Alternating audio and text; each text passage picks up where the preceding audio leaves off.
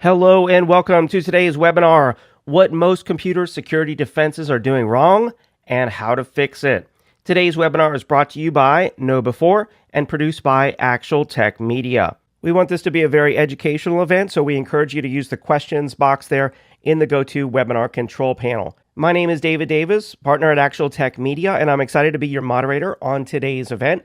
And I'm also proud to introduce today's presenter. That is Mr. Roger Grimes, data-driven defense evangelist at KnowBe4. And let me tell you folks, Roger has an amazing presentation lined up for you today. I've seen it already, and I can tell you firsthand, this is going to be a really great show. So thank you for joining us. And some of you may have heard we have an Amazon $300 gift card to give away.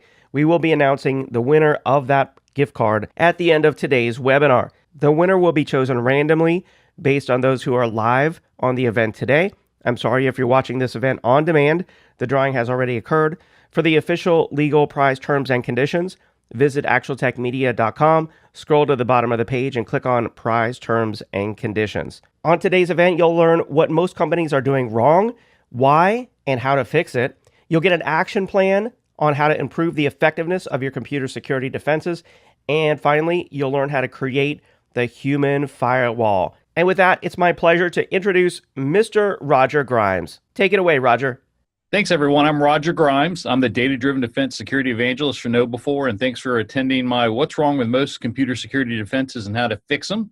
I work for KnowBe4. We're one of the world's largest security awareness training and simulated phishing platforms. We have over 22,000 customers and headquartered out of Tampa Bay, Florida. I'm Roger Grimes. I've got over 30 years of computer security experience. I've earned all those gray hairs.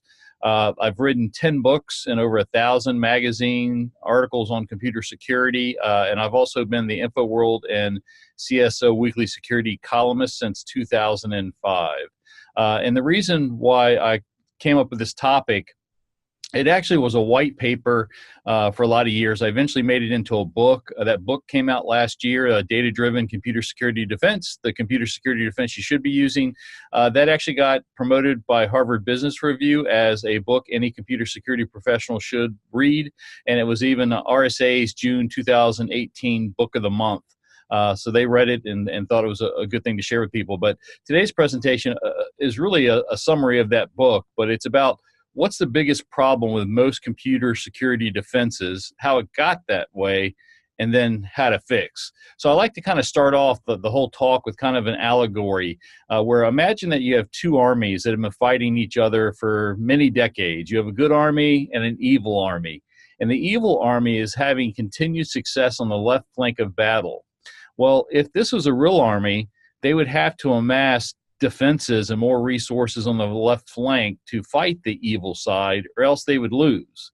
But for whatever reason, in the computer security defense industry, most organizations respond by putting resources on the right flank of battle, or maybe they put it on the center, in the center of battle, or they've heard about some attack coming in the future from the air, and so they build up resources in the center. They do everything but put more resources on the left flank of battle and then wonder how come their defenses aren't working. And if this sounds strange, it is strange. And for a long time, I couldn't figure this out. Again, I'm a 30-year computer security consultant. For most of those years, I consulted from anywhere from a couple of dozen to sometimes over 100 companies a year, many times doing computer security audits. I was brought in to assess environments just overall. I was brought in after they got hacked and hacked multiple times by advanced persistent threat. I was brought in to try to stop advanced persistent threat from breaking in.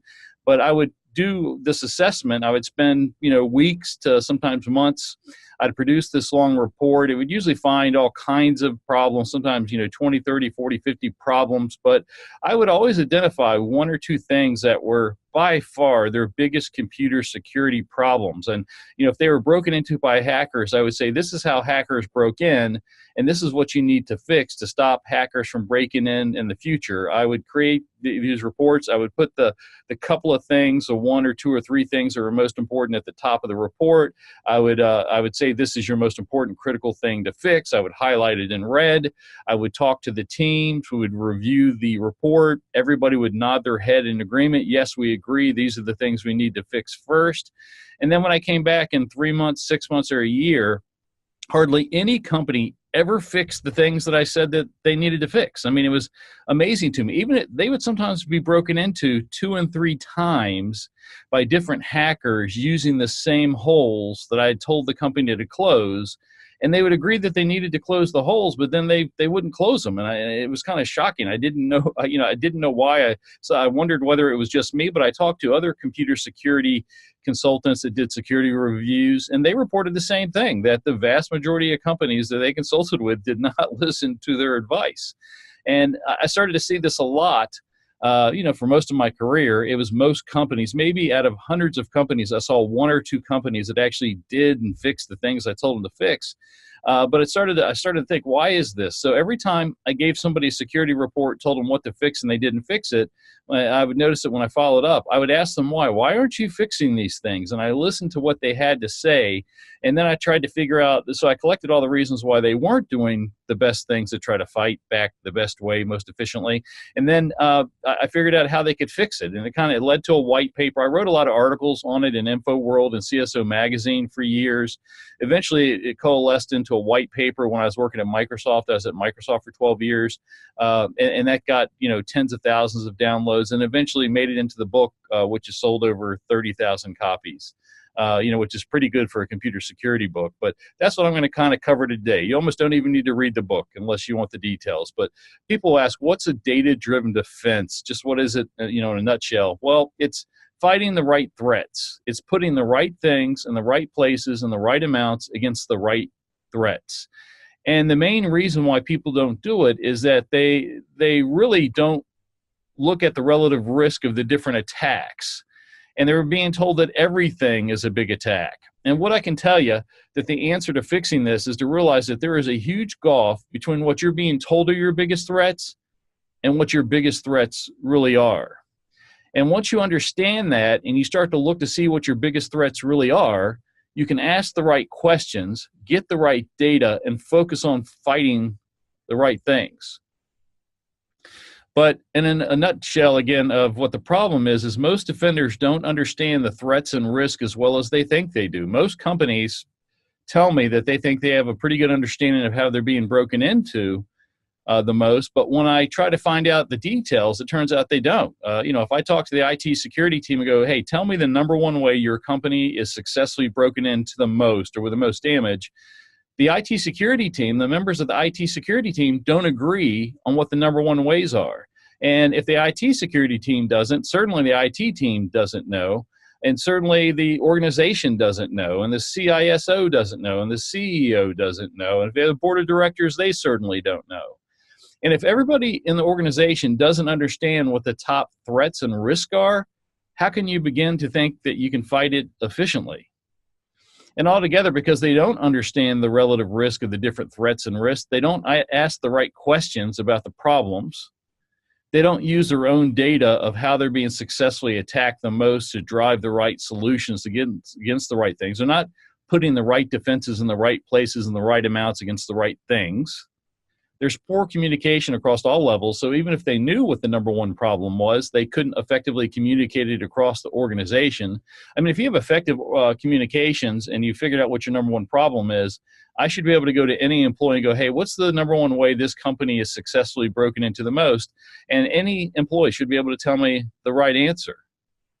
On top of that, people are buying all these expensive solutions to fight the wrong things, and those solutions are underutilized, many times just sitting on a shelf altogether, or they're implemented, but just poorly implemented, not really implemented the way. They don't have the resources to manage them and follow up with them like they could.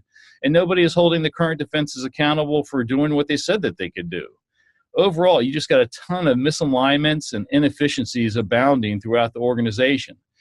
Again, examples are that nobody can name the number one computer security problem of how the company is successfully exploited the most either in sheer numbers or with the most damage, with a high degree of accuracy or confidence. I mean, again, when I usually query computer IT security teams, all the team members are giving me different answers. Usually I'll get, kind of like a bunch of different answers, like 20%, 20%, 20%, 20%, 20%. They'll have like 5 different things they think, but nobody really agrees. Even if a person has the right answer, they don't have the data to back up why they think it is the right answer. It's just a gut feeling, but you've got the other 80% of the people that have just a gut feeling of what they think is the number one problem, and most of them are wrong. They end up with too many projects, too many top priorities. The average company that I consult with has somewhere between 40 and 80 projects, most of which, almost all of which, are not addressing their top threats and risk. Because even though they kind of know their top risk and threats, they're not really, to fix them, to tackle them better, isn't necessarily take a new product, or all it takes is like a refocusing of something you're already doing, and that's hard to call a project. And so what companies end up with is unranked or misranked list of defenses and controls and training that everybody's telling you to apply. You got to do this, you got to do this, you got to do this project. You've got 10 number ones, again, none of which address really the number one risk in the organization. Sometimes, or a lot of times, a common thing is that you'll end up with good patching of low-risk apps and poor patching of high-risk apps. And the strategic controls that everybody's supposedly following don't map to the tactical things that would have the most risk impact. Like if better patching your software or better focusing on stopping phishing was the number one things you could do to take down the most risk in your organization. If I go talk to the CIO and say, well, what's your number one security risk? They're saying things like, well, I think it's cloud security. As we're moving our apps and organization into the cloud, we have to worry about that.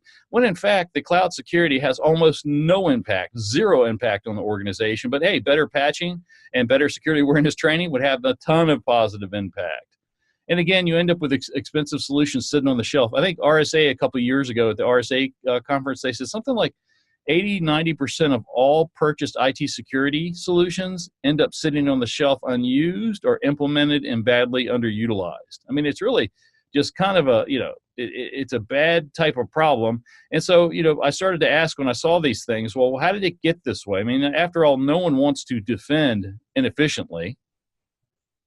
Well, first of all, easily the number one problem is that you just have, 15,000 threats a year after year coming your way. You're being hit as a computer security defender by 5,000 to 15,000 new threats a year after year. It used to be on average about 5,000 threats a year, and then it started building to 6,000 and 7,000. And now it's up to 15,000 separate software vulnerabilities year after year. That's about 41 a day, day after day. And that's just public software firmware vulnerabilities. It doesn't even include all the hackers and nation states and things trying to break into your company and the hundreds of millions of malware programs that are out there. I mean, it's a lot. I challenge anyone to find another environment that has as many different threats and changing threats year after year after year. And on top of that, about 1/4 to 1/3 of those vulnerabilities are ranked with the highest criticality, which means that if they're able to be successfully executed by a bad actor, they could take complete control of the system and or your network. So out of those 15,000, if you multiply, like a 25% times 15,000, what do you end up with? Something like 2,500 or 3,000, something like that, 3,500 a year after year. If you got 41 a day and a quarter of them are high risk, that means 10 a day. 10 of them are ranked with the highest criticality day after day after day, year after year. And to make things worse, the complexity, the effort needed for a hacker to execute it against your environment, most of it is ranked with low complexity, which means it's the easiest for the hackers to exploit. So you've got 15,000 exploits year after year, a quarter to a third of which is high risk, most of which are easy for the hacker to exploit. That means that we have one very tough job. That's a lot of problems to worry about.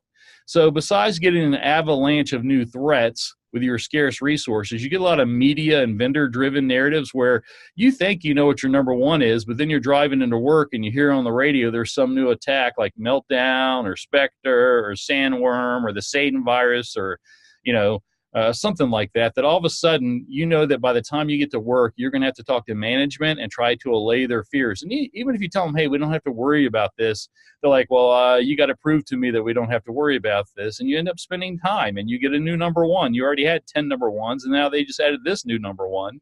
And you either got 11 number ones or you just have to drop some other number one. Also, compliance always wins versus security. We all know that. Like NIST announced, the National Institute of Standards and Technology announced in special publication 800-63-3, the Digital Identity Guides, they announced 2 years ago that people should not be using long, complex passwords that are frequently changed. What NIST found out is the old password advice that you should use long, complex passwords that get changed every 90 days. They looked at the data over 20 years, and they found that companies that followed that advice, which, by the way, is almost every company, was more likely to be compromised because of those long and complex and frequently changing passwords than the companies that used shorter 8-character passwords, no complexity, and never changed those passwords. And so NIST for 2 years, actually for 5 years, but at least 2 officially, they recommended for 3 years in the drafts, NIST has officially said for 2 years that companies should use short, non-complex, never-changing passwords. But guess what? That doesn't matter because every guide and regulation and law that your company is forced to comply with tells you that you have to have long, complex, frequently changing passwords. And if you don't follow that advice, that compliance advice, you're going to get a mark on your compliance audit. And I can assure you, your CISO or your CIO or the board of directors doesn't want to listen to your explanation about what NIST said 2 years ago. They just want you to comply. You end up with too many projects, again, none of which really address the number one threats in your environment. Matter of fact, most of us have probably gone to our boss and said, listen, boss, I've got 10 number ones. Can you tell me which one's my true number one so I can just concentrate on that? And I guarantee you that what they said was, oh, okay, we can narrow it down to 3 or 4. But never do they just narrow it down to number one. And again, by the time you think that you've got, number 3 number ones or 4 number ones, you end up getting new projects next week. End up with new number ones. They just keep added to it. And you end up with a lot of higher priority pet projects or political projects that really aren't doing as much as they think they are. You have slower budgeting cycles so that, when a new threat comes on, like, ransomware, it may take your organization a year or two to actually get money budgeted to fighting that. The larger the organization, the more efficient the IT organization is. Like when I worked at Microsoft, I worked for Microsoft IT. We were the IT organization for the environment. And for many years, I actually thought all the security stuff I was doing was actually impacting all the Microsoft servers. And one year I was doing a big group policy to try to secure a bunch of servers. And I was told that I was going to apply to all the Microsoft servers. But when I went to go apply it on the Xbox servers, the Xbox people said, you can't touch my servers. And when I went to go apply it on the Azure servers, they said, you can't touch my servers.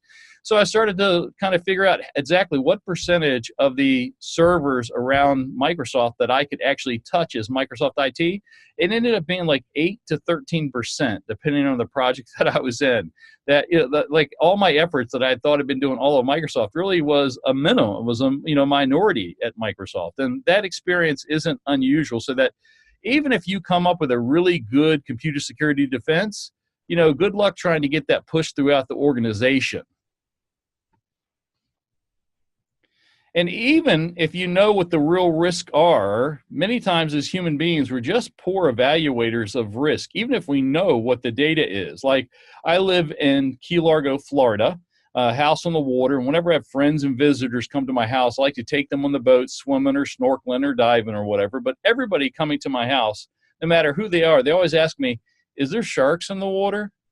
And I'm like, well, only if there's salt water. And since we're going in the Atlantic Ocean, it's salt water and there's sharks. And they freak out. But I go, hey, don't worry. There's never been a unprovoked shark attack in Key Largo history since like 1880 or something like this. This has been tracking this statistic. The first question is, what's unprovoked mean? Unprovoked means you're not holding a bloody fish or lobster, food that the shark wants. But even when I tell them that there's never been an unprovoked shark attack in Key Largo history. They don't care. They're still kind of scared of the shark. And God forbid a shark show up while we're actually swimming, which happens sometimes. They freak out. It could be a 3-foot shark and they freak out. But I try to tell them, like, hey, did you drive here? Did you get on Florida Highway US 1 and drive to my house? They're like, yep. I was like, did you know that you're thousands of times more likely to die in your car on the way to my house than you are of a shark attack? And you already made it here. You've already gone through the highest risk event that you could possibly face. Or, strangely, even though I know this and I give this talk, I fly a lot for a living. And even though I know that the car ride to the airport was thousands of times more risky than being on the airplane, when I take off in that airplane, when it's taking off, I get a little nervous. And I certainly wasn't nervous driving to the airport in my higher risk automobile. Or I love this stat. This comes from the Bill and Melinda Gates Foundation in this year, 2018. They said that and the Bill and Melinda Gates Foundation found out that more people die in one day from mosquitoes in the world than all the deaths in 100 years of shark attacks. But what's funny is I can't get visitors to my house in Key Largo to put on bug spray. They tell me that the mosquito repellent burns their skin or smells bad, but yet they're still afraid of the shark. Another problem with a lot of companies is that their threat intelligence usually cannot tell them how they're successfully attacked the most.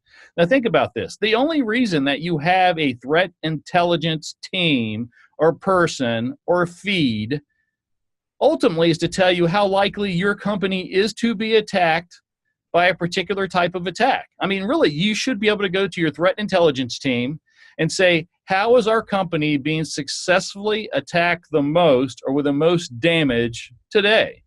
And in my experience, 30 years of experience, I've never had a threat intelligence team ever be able to tell me the answer. It's so bad, I started to call it threat unintelligence.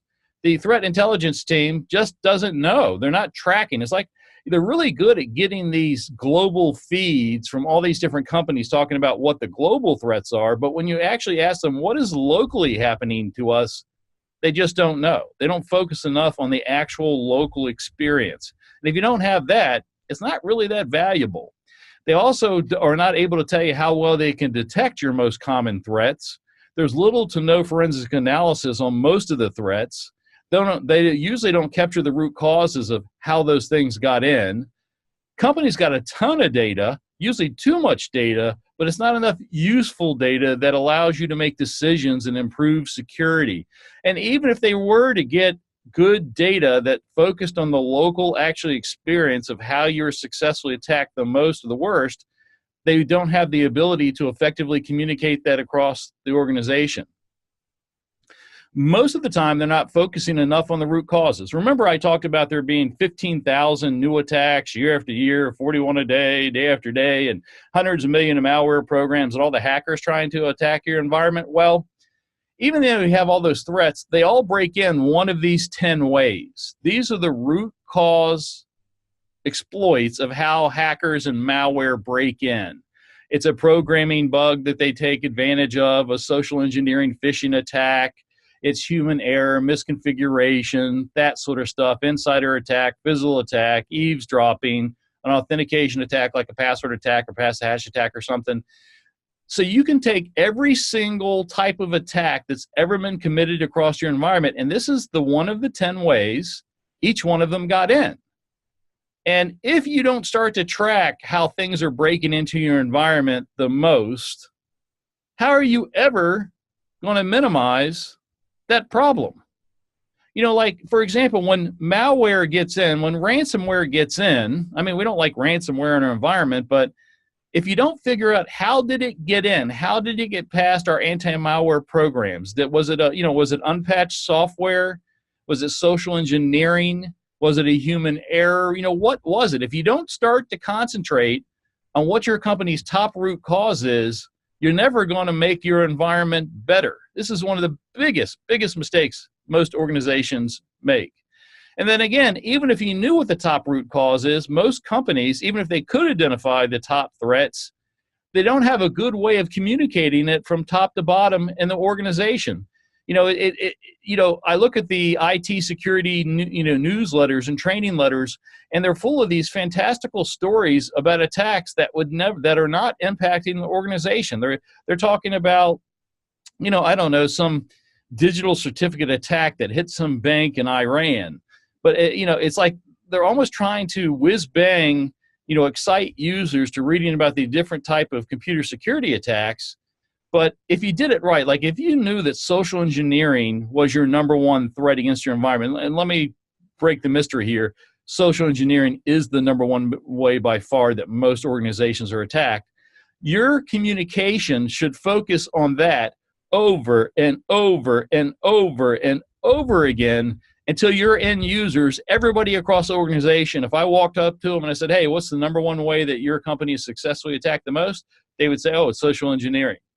And, instead, what I see is these newsletters that change topics. They have all these weird topics from around the world. And every month, the training department feels like they're obligated to change the lesson. Like for some reason, there's some unwritten law that they can't just say, hey, it was, social engineering. Like some unwritten law that I can't concentrate on the number one problem again and again and again until it isn't the number one problem.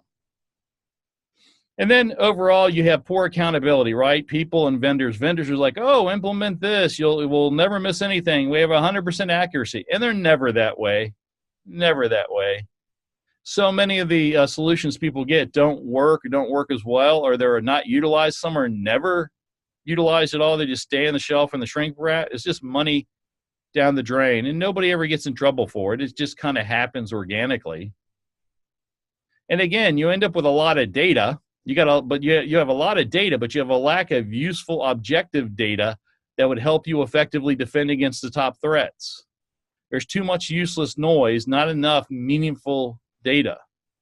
People aren't even asking the right questions, and they're not asking people for data to back up the claims that are made. It's so bad that a lot of IT security defenders can end up feeling kind of hopeless. Like, matter of fact, you're kind of told that hacking is so hard to stop that you must assume breach. That assume breach defense means, hey, you're either currently broken in or you could easily be broken into, and because of that, you have to just kind of act like you're broken into, and you need to do your defenses a different way. You've got to try to detect them and try to stop horizontal and vertical movement and blah, blah, blah, blah, blah. I'm here to tell you that if you are able to better understand how you are attacked and better rank the risk relative to each other, then you might be able to focus on the right threats and might actually be able to stop breach or minimize breach. The reason why you're being told to assume breach is that you're many times not focusing on the right things, and by that means that evil armies getting by on the left flank, and everybody's just thinking, oh, these hackers are uber smart.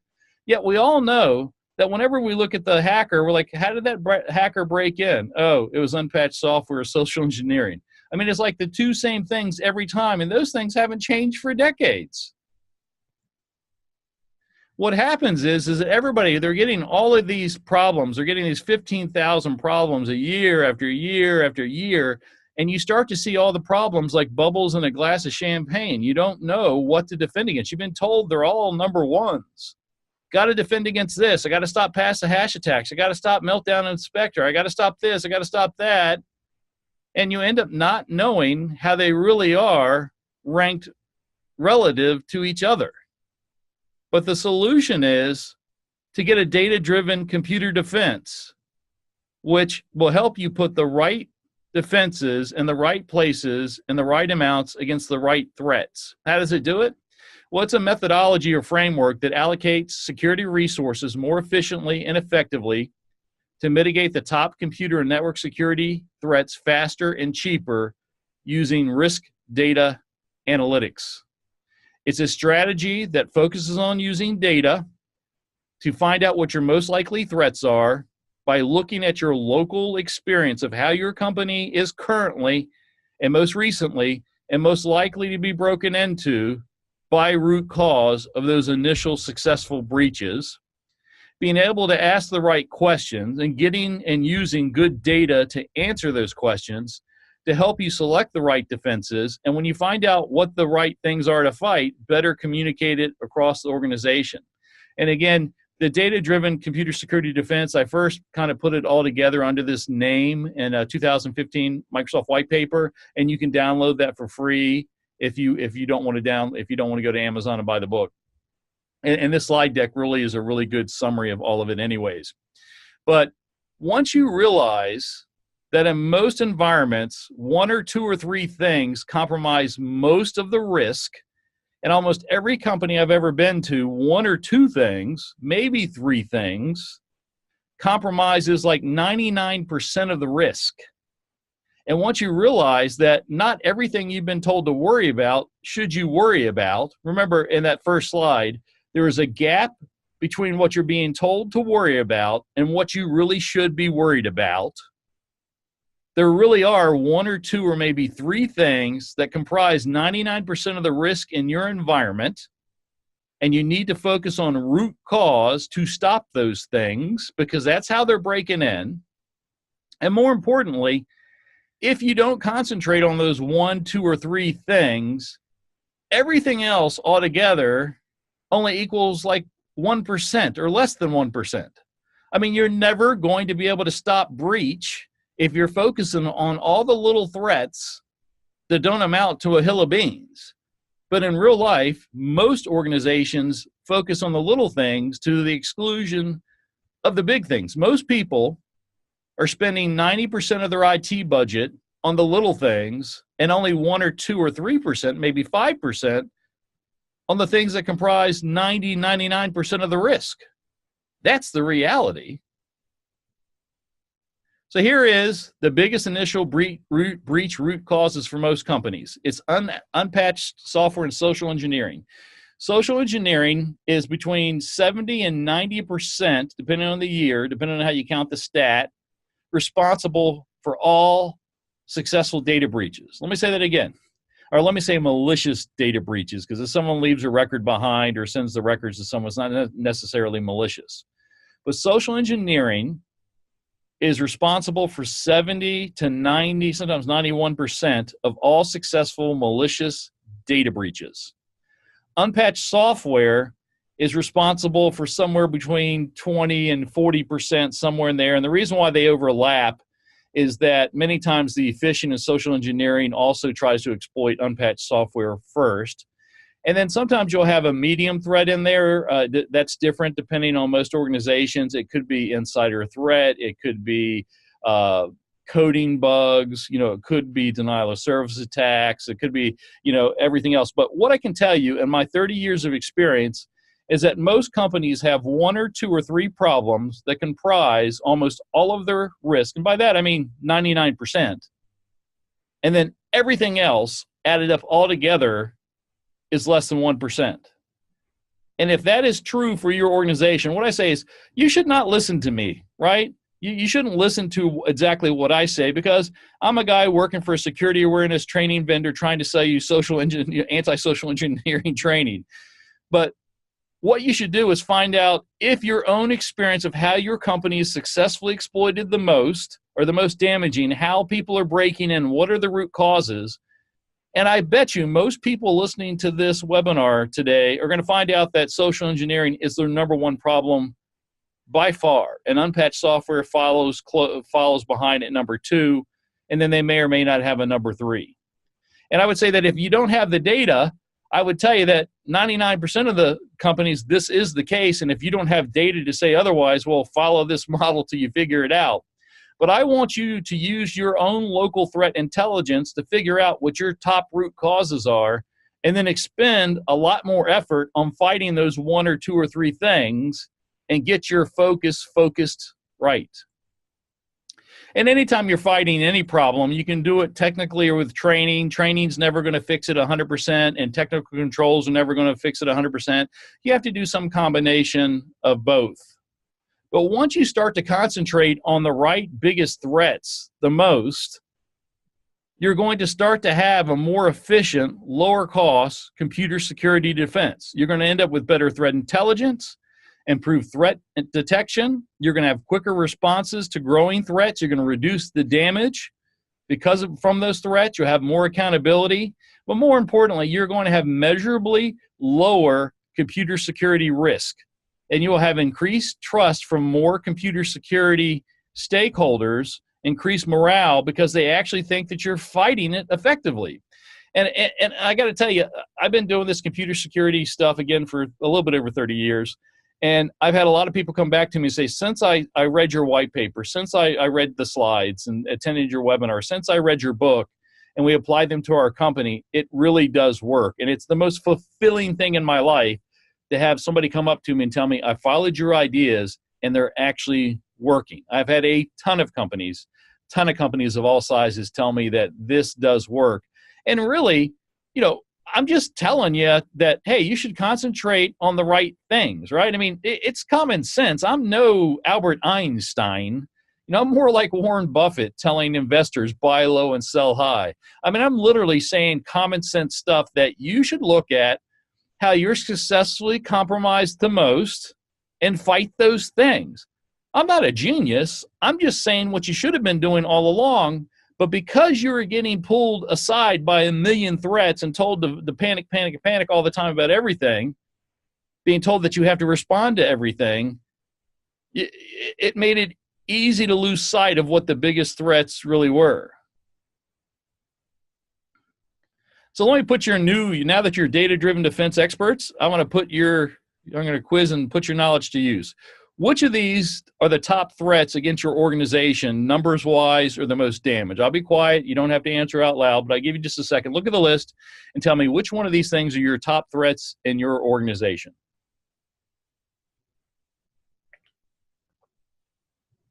Answer this trick question. These are outcomes resulting from the real root causes. Remember, there's only 10 root causes, and you have to focus on closing down the root causes of how badness gets into your organization, because if you don't, you're not going to stop the results from how those things are breaking in. You need to stop how they're breaking in, not what they're doing once they get in. And again, today, unless you hear otherwise, your two biggest risks by a long shot are unpatched software and social engineering. And it depends and it changes in different companies and time to time. But for about 2 decades, this has been the case. And it's not changing anytime soon. But I'm going to teach you how to apply a data-driven defense to unpatched software. We all know that we have those 15,000 things that we have to patch each year, 5 to 15,000, 41 a day after day. And our patching scenarios are really complex. We have the traditional computers that we have to patch and servers. We have slates and devices and mobile phones. We've got virtual machines. We have firmware and middleware. We got stuff in the cloud. You may even have microservices and containers. So you have to patch everything across those 15,000 exploits. Well, what are you supposed to patch first? Well, I can tell you, using a data-driven defense, that the number one indicator of what is going to attack your environment, even a possibility, is whether or not there is published exploit code in the wild. This is from a Kenneth Security slide. Kenneth Security, I met them this year at a Gartner conference.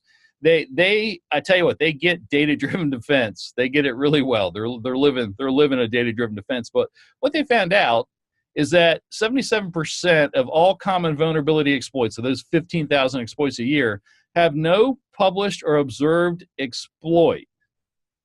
Just 21% of them have an exploit publicly released, but of those, only 0.6%, less than 1% of those, have exploits being executed in the wild.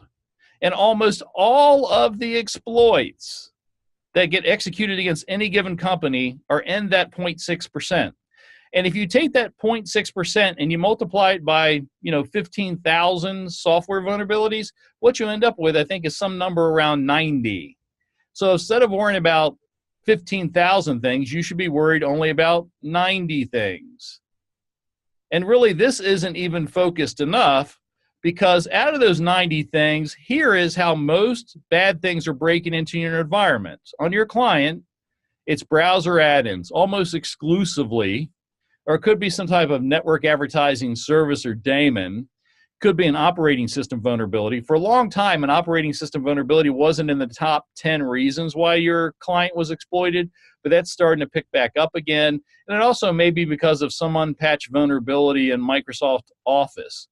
And notice I'm saying it's because of unpatched software when we're looking at software vulnerabilities. If you patched perfectly, you would not have to worry about this. But the vast majority of attacked unpatched software is browser add-ins by far. It's Adobe Acrobat, Flash, things like that. It used to be Oracle Java, but now the browser's kind of killed that. But Oracle Java, but unpatched Oracle Java by itself a couple years ago accounted for 91% of all successful web exploits. One software program. Well, today, if you take unpatched Java, Flash, Adobe Acrobat, they account for somewhere around 90%.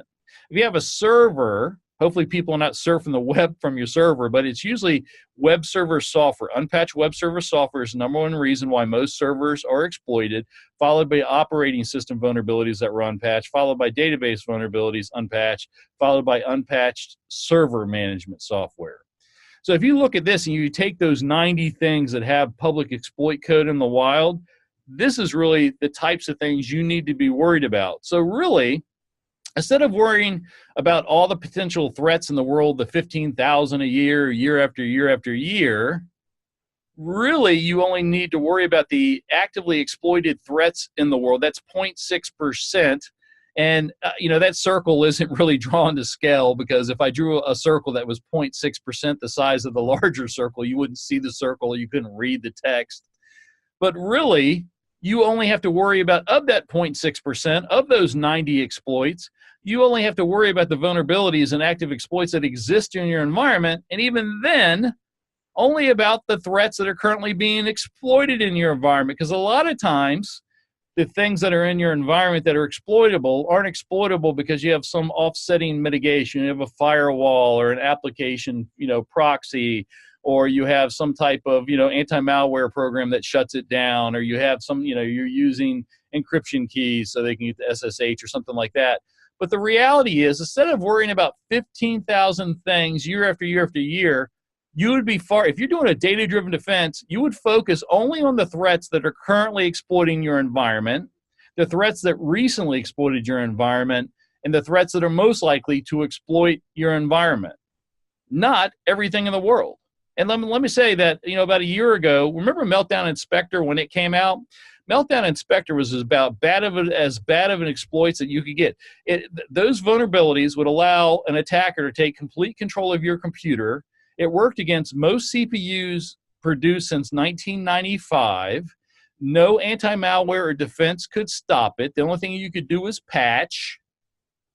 And it would leave no record in the logs if it did successfully exploit your system. And you couldn't stop it unless you patched. And everybody in the world was told, oh my God, oh my God, oh my God, you need to patch Meltdown Inspector. And back when that came out, one of the biggest things I noticed is that it was not being actively exploited in the wild. Even though when they announced Meltdown Inspector, the researchers actually showed Meltdown Inspector actively being exploited. They have exploit code. It was just private exploit code. But for whatever reason, in the intervening year since it was first announced, there haven't been any active exploits announced against Meltdown Inspector. And so I remember I was at a client and I was telling them, you probably, if I look at the data, you probably don't need to patch Meltdown Inspector. And I had the guy, there was a CISO that invited me, and he was kind of mad at me. He didn't know I felt that way or said that. And he was trying as hard as he could to get his organization to approve patching Meltdown Inspector. And when I said that, he argued with me. And eventually he actually stopped me talking and walked me out the door. He so disagreed with what I said. I kind of feel like Jack Nicholson, A Few Good Men. I was, you can't stand the truth. He walked me out the door. Well, I'm getting to meet him again this year, and we're going to talk about how that worked out. Because what happened is he applied the Meltdown Inspector patches, and it slowed his servers down by 30%. And there's not been a single public exploit in the wild. Data-driven defense means looking at the data to figure out what your current and most likely future threats are going to be, and focusing on them first before you start focusing on everything else. So you take this approach that I just showed you about patching software, and you need to do that across all threat types and solutions. You want to look at the exploits that are actually being used against you. You want to look at the exploits that were in the recent history being used against you, because one of the best indicators of what's going to be used against you in the future is how you were recently exploited. Then you want to take a look at the exploits that are most likely to be used against you in the near future. Then you worry about everything else. So if I was trying to fight social engineering, I would start to say, okay, how is my company, if like Roger says, my company, most exploits are getting by some type of social engineering, I would start to look at and go, well, what type of social engineering is getting by? And I can tell you, this is the list of how most companies are socially engineered the most. It's web-based, it's email-based, then web-based, and social media-based, and so on. Well, if I'm doing a security awareness training program, I'm going to make sure that I cover these topics in the order in which they're being used the most against my company. Now, the threats that come along, I've been doing this a long time. Like I said, over 30 years. When I first got into it, it was Trojans happening, and then it was Apple viruses, then DOS viruses, then Windows viruses, then macro viruses took off, and then email viruses took off, like I love you and things like that. And eventually today, it's crypto, ransomware, and social engineering. The exploits that are most popular change over time. A couple of years ago, unpatched Java was 91% of all successful web exploits. Well, it's hardly that amount today. The most popular exploit changes over time, but how we respond to it doesn't. We eventually, every time a new exploit comes in, let's say like ransomware or USB key worms or something like that, when we first read about it, hear about it, we're barely paying attention to it. We're worried about it, but we don't think it's a big deal. And then usually it sneaks into our company and we see a case of it and it starts to, catch our attention. And then all of a sudden out of nowhere, it seems like, boy, we're getting hit with a lot of it. And the company has to respond and the company's mad. And now we're buying the right software and we're putting the right resources in the right places. And we finally shut that exploit down. So it's a bell-shaped curve from, hey, we don't care about it, to, oh my God, to, okay, we finally addressed that risk correctly. Well, if you understand that, and you're doing a data-driven defense, what you want to do is recognize that the emerging growing threats, you want to recognize them faster so you can respond quicker and put down the damage quicker. And again, you need to do this across all threat types and solutions. If you get good data and good metrics, you'll do a better job of getting faster detection and early warning of those growing threats. You'll be able to better measure the exploit success in your organization and see those trends over time so that you can have faster, better responses to those new threats. Part of how you do that is you have to get better local threat intelligence. You need to ask your threat intelligence team or person or outsourcer, how is my company being successfully attacked the most or with the most damage? And you want to focus on your current exploits. And by that, I mean, it's like every time a virus or worm or a Trojan gets past your anti-malware software for a couple of minutes, that's an exploit. It doesn't have to be the major exploit. Not every exploit is just, a hacker coming in and living in your environment for 8 months. I mean, anytime any threat is getting past your current defenses, that's what you're worried about. And you want to be able to have your threat intelligence team tell you what your local experience is. How am I historically being broken into, root cause, the most? And how am I most likely to be broken to in the near future? And then worry about everybody else's global threat data. You want to make your local threat intelligence of how your company is successfully compromised the most be driven. The main driver should be your current experience. And then you have to make sure everybody starts to focus on root causes. Because if you don't focus on root causes, like I have people that worry about pass the hash attacks or ransomware or something like that. Let's say pass the hash attacks. In order to do pass the hash attacks, the hacker has to get domain admin on your Active Directory environment. Your problem is not pass the hash attacks. It is how the hacker got domain admin. And if you're not focusing on stopping the hacker from getting domain admin, you can fix every pass the hash attack problem, and the hacker is still going to get in and take over your environment. Worrying about pass the hash attacks and not how the hacker got domain admin is like worrying about your brakes after your whole car is stolen. Also, once you've adjusted your thinking, you have to realize that adware is as worrisome as a malicious backdoor Trojan. And by that I mean, a lot of companies, when they detect adware, they're like, ho-hum, it was just adware. It just redirected someone's browser. They were searching for cats and they got redirected to Elvis or something.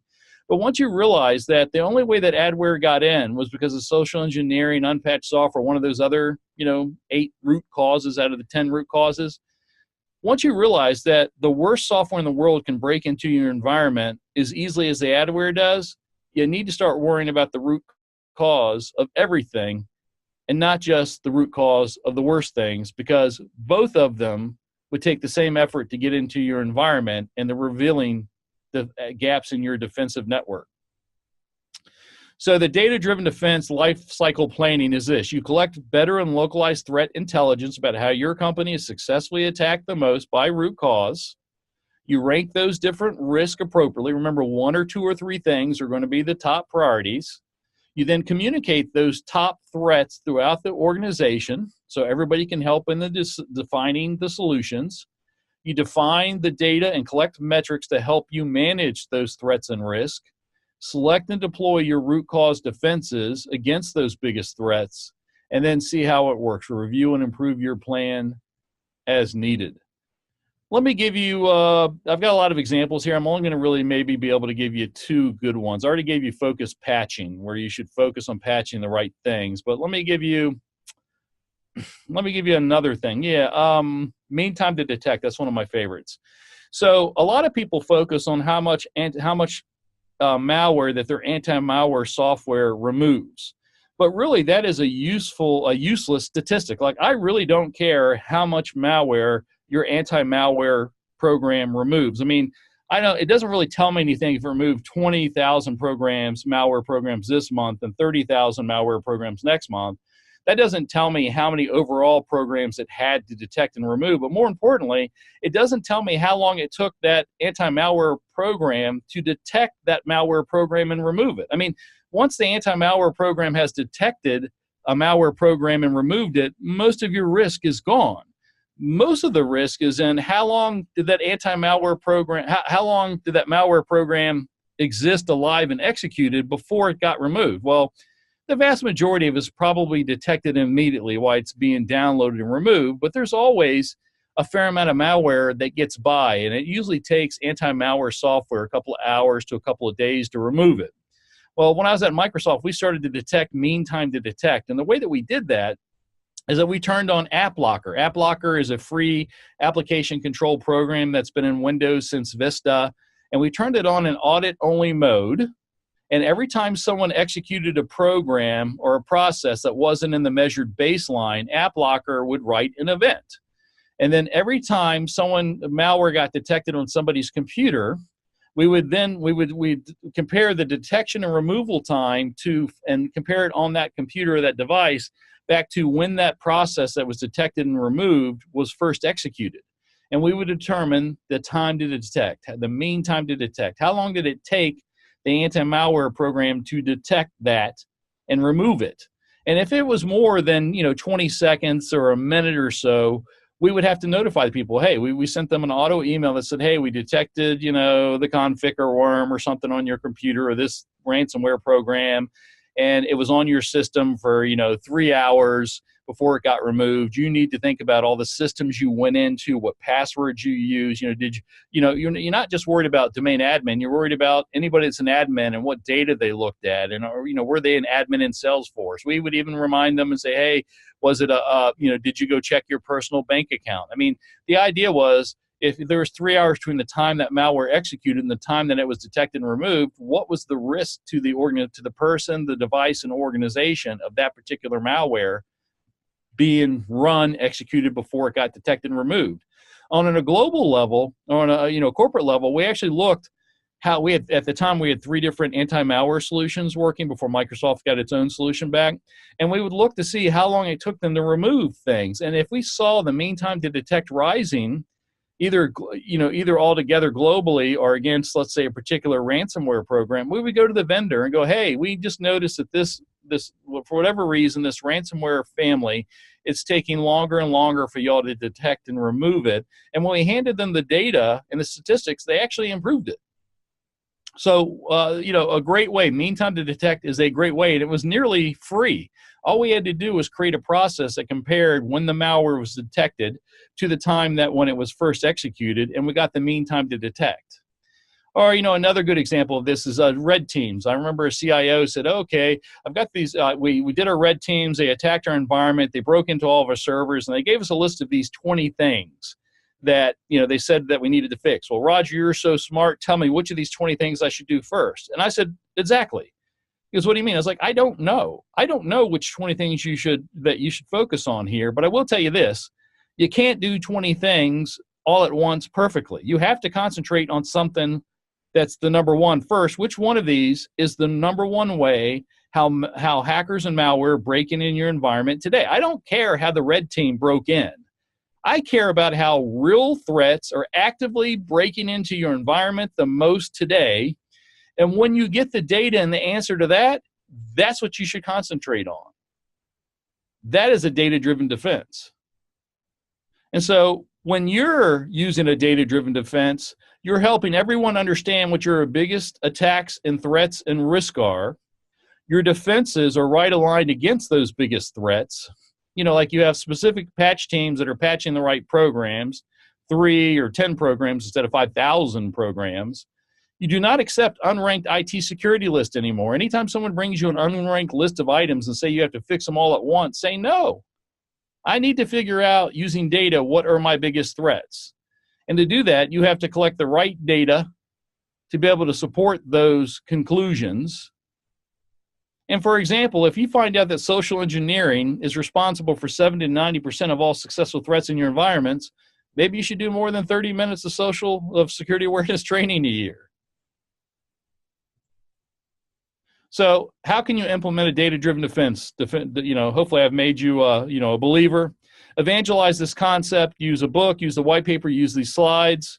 You're definitely going to need somebody that's a security data analytics person to start helping you gather the right data. And if you need help, send me an email, rogerg@knowbe4.com, rogerg@knowbe4.com. I'll give you lots of ideas to be able to collect data because you usually have a lot more data than you think. I just have to get you to think about it a little bit differently or do something slightly differently to start collecting more of it. And you want to collect all your data into a single place so you get more aggressive data analysis so you can determine what your biggest threats are. You have to be able to ask the right questions. Like it's not how many malware programs you're removing, it's how long malware is living before it gets removed. You want to make sure that you get better threat intelligence information, figure out your top root causes and threats, assess how well your threat intelligence and defenses align to those top threats, and fill in the gaps, and then make those defenses measurable and accountable. That's how you implement a data-driven defense. We're getting towards the end of our talk here. I would be remiss without saying that if you go to knowbe4.com/resources, we have something like 20 different free security tools and lots of white papers, some of which I have written. And it's a great place to go check out and see really cool free tools. If you have any other questions that we don't get to after this talk, you can send them to me at rogerg@knowbe4.com, and I will respond to them all, I promise. So thank you so much for putting up with me. And now, I guess I know we're running tight, but I'll take a few questions. Yeah, really great, really eye-opening presentation. Thank you so much, Roger. We do have time for just a few questions. The first one that came in here, they're saying, I agree with what you're doing here with data-driven defense, but I've got a lot of people to convince at work. Any suggestions on how to go about doing that?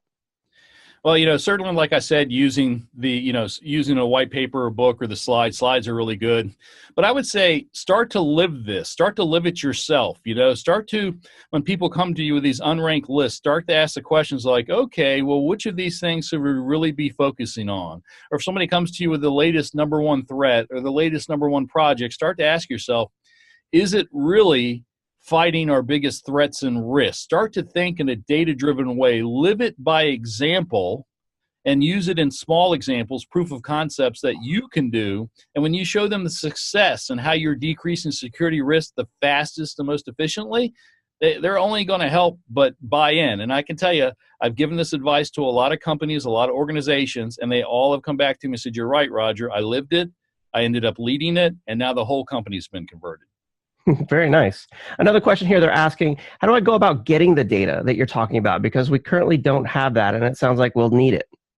Yeah, so again, a lot of times you do have the data. It just needs a slight massaging. Like a lot of people go, Roger, I don't have the root cause threats. It's great that I'm supposed to focus on root cause threats, but I have no idea what the root cause threats are. Well, You probably do. Like if you've got a list of the top 10 or 20 malware families that your anti-malware software is detecting, you can actually create another little table that matches those 20 that says what are the root cause methods of how those things get in. If you look it up, most of those families come in because of social engineering or unpatched software, an exploit kit or something like that.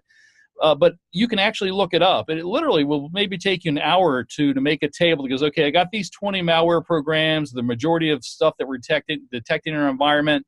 Here's the most common ways those malware programs or families break into my environment. Set up a link, and you can then take all the statistics and all the malware that your anti-malware software is detecting and tie it right to the most likely root causes and get a really good idea of what your top root cause problems are.